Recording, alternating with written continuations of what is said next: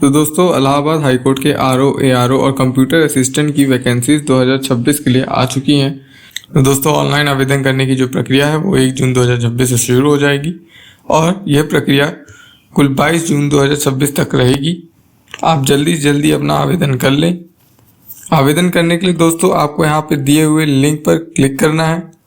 तो दोस्तों जैसे ही आप लिंक पर क्लिक करते हैं ऐसा कुछ पेज खुल जाता है। इस पेज पर आपको ऊपर लेटेस्ट न्यूज़ वाले ऑप्शन में जाना है। उसके साइड में लिखा हुआ है review officer, assistant review officer, computer assistant recruitment examination 2026, इस वाले ऑप्शन पर आपको क्लिक करना है। क्लिक करने के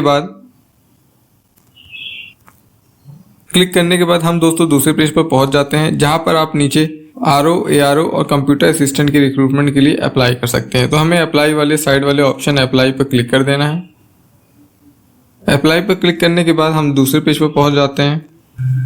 तो दोस्तों अगर आप न्यू कैंडिडेट हैं और अभी तक आपने अपना रजिस्ट्रेशन नहीं किया है तो आप न्यू रजिस्ट्रेशन वाले ऑप्शन पर जाएंगे और अगर आपने अपना रजिस्ट्रेशन पहले से कर रखा है तो आप यहाँ सीधे लॉगिन वाले ऑप्शन पर जाएंगे। अब बात करते हैं उन कैंडिडेट्स की जिन्होंने अभी तक अपना रजिस्ट्रेशन नहीं किया है, तो उनको न्यू रजिस्ट्रेशन वाले ऑप्शन पर जाना है। यहाँ पर दोस्तों हम न्यू रजिस्ट्रेशन वाले ऑप्शन पर क्लिक करते हैं। क्लिक करने के बाद दोस्तों हमको ये डिटेल्ड एडवर्टाइजमेंट दिखता है, उसे हमें डाउनलोड कर लेना है। डाउनलोड करने के बाद यहाँ कुछ इंपॉर्टेंट इंस्ट्रक्शंस दिए हुए हैं, उन्हें ध्यान से हमें पढ़ना है। पढ़ने के बाद दोस्तों सारे इंस्ट्रक्शंस केयरफुली पढ़ लेने के बाद हमें यहाँ नीचे स्क्रॉल करना है। स्क्रॉल करने के बाद दोस्तों यहाँ पर एक बॉक्स आएगा, उसमें हमें क्लिक करना है। क्लिक करने के बाद दोस्तों यहाँ पर टिक लग जाएगा। टिक लगने के बाद हम यहाँ पर क्लिक हियर टू प्रोसीड वाले ऑप्शन पर क्लिक कर देंगे। क्लिक करने के बाद दोस्तों यहाँ पर हम इस पेज पे पहुंच जाते हैं जहाँ पर हमें पर्सनल डिटेल्स अपनी फिल करनी होंगी। पर्सनल डिटेल्स में हमें कैंडिडेट का नेम, उसके बाद दोस्तों हमें कैंडिडेट का फादर का नेम फिल करना होगा। उसके बाद दोस्तों हमें कैंडिडेट का मदर का नेम। उसके बाद हम बात करते हैं डेट ऑफ बर्थ की। डेट ऑफ बर्थ में हम सबसे पहले अपना डेट फिल कर लेंगे, जो भी कैंडिडेट की डेट ऑफ बर्थ होगी। यहाँ पर आप मंथ चूज कर लीजिएगा और यहाँ पर आप कैंडिडेट का ईयर चूज कर लीजिएगा। उसके बाद हमें यहाँ नीचे कैंडिडेट का जेंडर बताना है। जेंडर चूज करने के बाद कंफर्म पर्सनल डिटेल्स में हम सारी डिटेल्स फिर से भरनी पड़ेंगी जो अभी हमने ऊपर भरी थी, जैसे कैंडिडेट का नेम, कैंडिडेट के फादर का नेम, कैंडिडेट के मदर का नेम, कैंडिडेट की डेट ऑफ बर्थ और कैंडिडेट का जेंडर। तो दोस्तों जैसे ही हमने पर्सनल डिटेल्स को वापस से फिल कर लिया है, उसके बाद दोस्तों हम आगे बढ़ते हैं। आगे हमें दोस्तों यहाँ पे कॉन्टैक्ट डिटेल्स आती हैं। तो दोस्तों बात करते हैं अब हम कॉन्टैक्ट डिटेल्स की। कॉन्टैक्ट डिटेल्स में दोस्तों आपको अपना एड्रेस फिल करना होगा। एड्रेस के बाद आपका लोकेलिटी जिस पुलिस स्टेशन के अंडर आता होगा उस पुलिस स्टेशन का नाम लिखना होगा। उसके बाद दोस्तों हमें अपनी कंट्री बतानी है। कंट्री के बाद दोस्तों हम अपना स्टेट चूज कर लेंगे। स्टेट के बाद दोस्तों यहाँ डिस्ट्रिक्ट का ऑप्शन आएगा। डिस्ट्रिक्ट में हम अपने डिस्ट्रिक्ट का नाम भी चूज कर लेंगे। उसके बाद दोस्तों हमें अपने एरिया का या लोकेलिटी का पिन कोड बताना होगा। उसके बाद दोस्तों हम आगे बढ़ते हैं। आगे हमें दोस्तों पूछता है electronic communication address. Electronic communication address में दोस्तों हमें अपनी ईमेल आईडी फिल करनी होगी। ईमेल आईडी को यहाँ कंफर्म करना होगा नीचे कंफर्म ईमेल एड्रेस में वापस से लिखकर। उसके बाद दोस्तों हमें मोबाइल नंबर अपना फिल करना होगा। मोबाइल नंबर फिल करने के बाद कैंडिडेट को अपने कंफर्म मोबाइल नंबर फिर से वापस लिखना होगा। तो दोस्तों बात करते हैं हम परमानेंट एड्रेस की। अगर आपका परमानेंट एड्रेस अभी जो आपने एड्रेस ऊपर फिल किया था उसी की सेम है तो आप यहाँ सीधे इस बॉक्स पर टिक कर दीजिएगा। अगर एड्रेस अलग है परमानेंट एड्रेस तो आप अपना परमानेंट एड्रेस यहाँ पर दे सकते हैं। एड्रेस लिखिएगा दोस्तों। उसके बाद आपको तो दोस्तों आपकी लोकेलिटी का जो पुलिस स्टेशन होगा उसका नाम लिखना होगा कि कौन से पुलिस स्टेशन के अंडर आपका एरिया आता है। उसके बाद आप यहाँ कंट्री चूज कर लीजिएगा, नीचे स्टेट, उसके बाद फिर डिस्ट्रिक्ट चूज करने के बाद आप उस जगह का पिन कोड बताइएगा। तो दोस्तों चूज पासवर्ड की बात करते हैं। पासवर्ड में आपको अपना पासवर्ड बनाना है अपने आप से। उसके बाद दोस्तों उसी पासवर्ड को यहाँ पर वापस से दोबारा लिखना है सेम टू सेम। उसके बाद यहाँ दोस्तों आपसे यहाँ सिक्योरिटी क्वेश्चन का ऑप्शन पूछेगा। यहाँ पर आपको कोई भी एक क्वेश्चन सिलेक्ट करना है, जैसे what is the website of your frequently visit, what is the name of your first school, what is your favourite colour and what is the registration number of your first vehicle. इनमें से कोई भी question आप choose कर सकते हैं। उसके बाद दोस्तों यहाँ पर उस क्वेश्चन का नीचे आंसर देना होगा। उसका आंसर देने के बाद दोस्तों आप यहाँ नीचे कैप्चा कोड भरेंगे। कैप्चा कोड भरने के बाद आप यहाँ सबमिट वाले ऑप्शन पर क्लिक कर देंगे। जैसे ही आप सबमिट एंड नेक्स्ट वाले ऑप्शन पर क्लिक करते हैं, यहाँ पर दूसरे पेज में दोस्तों आपको आपकी पर्सनल डिटेल्स जो अभी आपने फिल करी थी उनको रिव्यू करना होगा। रिव्यू कर लेने के बाद दोस्तों यहाँ पर नीचे स्क्रॉल करने पे एक डिक्लेरेशन आएगा, उसे पढ़ने के बाद दोस्तों यहाँ पर हमें आई एग्री वाले ऑप्शन पर क्लिक करना है। क्लिक करने के बाद दोस्तों हमें यहाँ submit and send OTP to verify mobile number वाले ऑप्शन पर क्लिक कर देना है।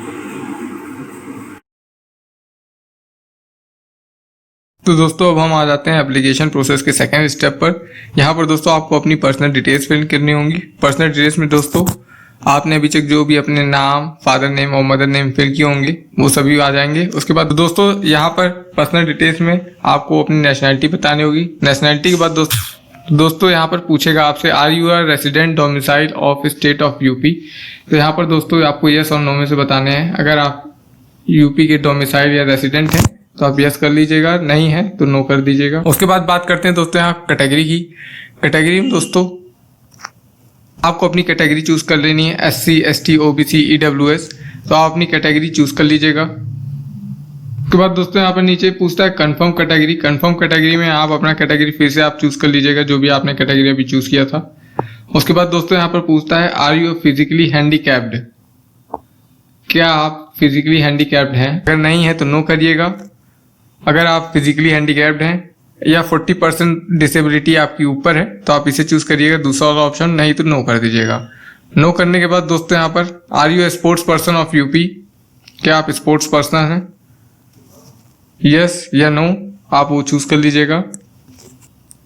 Are you an UP ex serviceman, क्या आप एक्स सर्विसमैन हैं, यस तो यस करिएगा, नहीं तो नो कर लीजिएगा। Are you dependent of freedom fighter, yes और नो।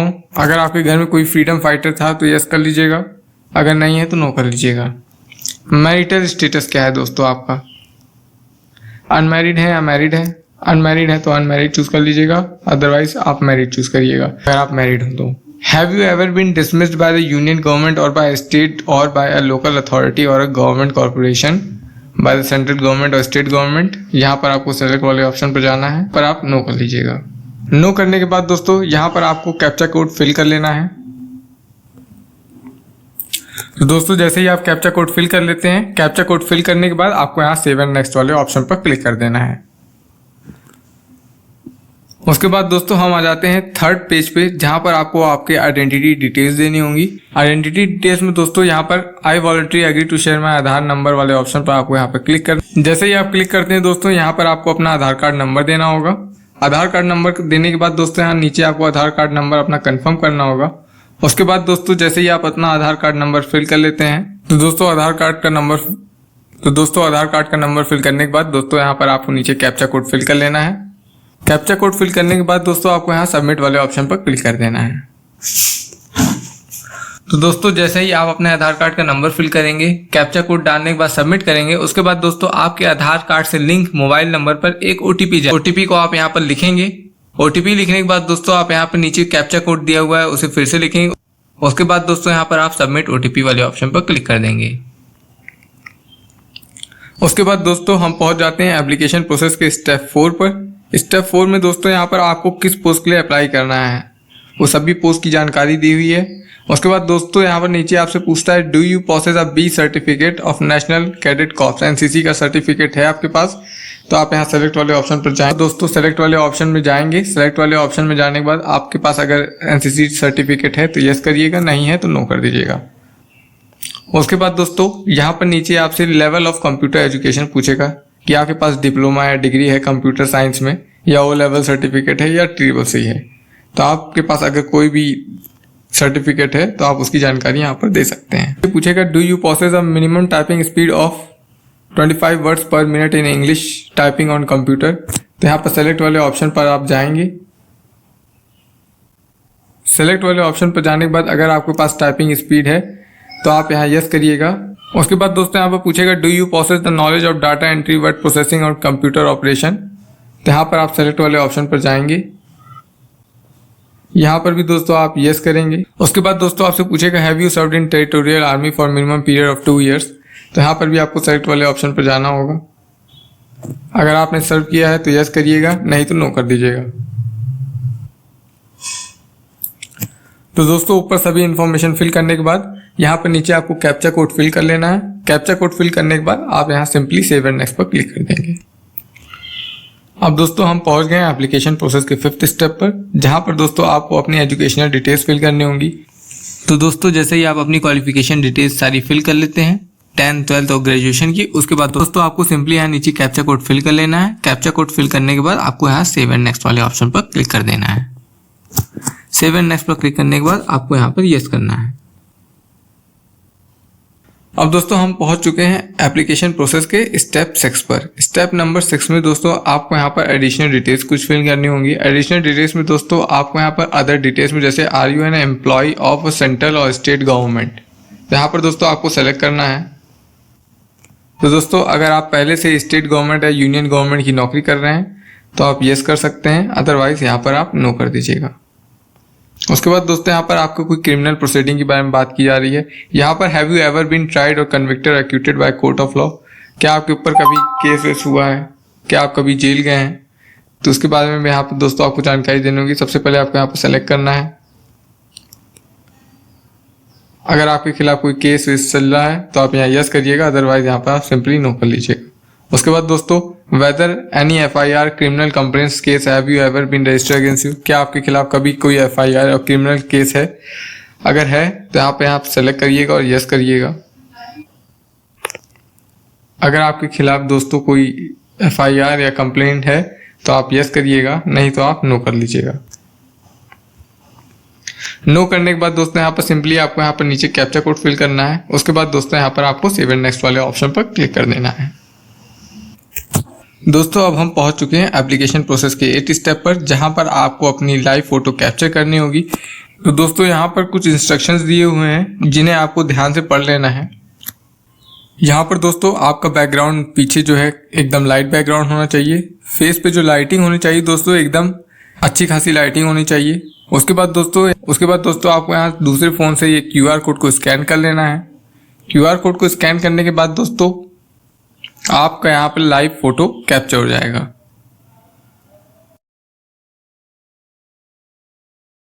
तो दोस्तों अब हम पहुंच चुके हैं एप्लीकेशन प्रोसेस के 9th स्टेप पर, जहां पर आपको आपके डॉक्यूमेंट्स अपलोड करने होंगे। डॉक्यूमेंट्स दोस्तों आपको अपनी फोटोग्राफ, लेफ्ट हैंड की थंब इम्प्रेशन आपको अपलोड करनी है, सिग्नेचर और क्लास 10 का सर्टिफिकेट।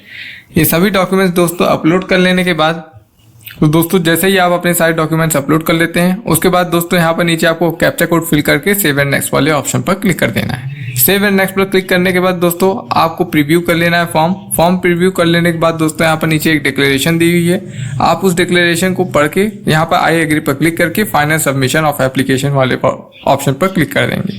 उसके बाद दोस्तों अब हम आते हैं फीस पेमेंट वाले ऑप्शन पर। यहाँ पर आपको आपकी एग्जामिनेशन फीस पेमेंट करनी होगी। उसके बाद दोस्तों यहाँ पर प्रोसीड फॉर पेमेंट वाले ऑप्शन पर हम क्लिक कर देंगे।